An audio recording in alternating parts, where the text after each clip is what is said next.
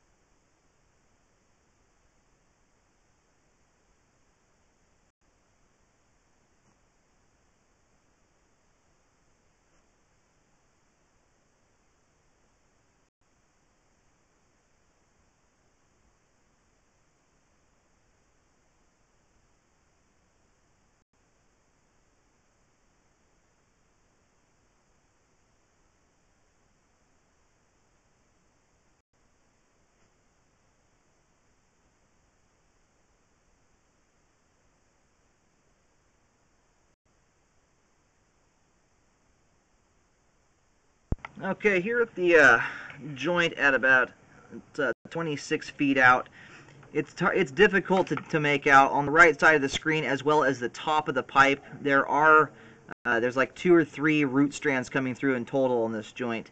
They're difficult to see because they don't dangle down into the air. They're kind of growing along the wall.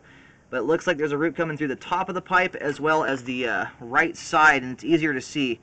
Right about here, if you look closely, you can see a strand on the right side of the pipe coming down.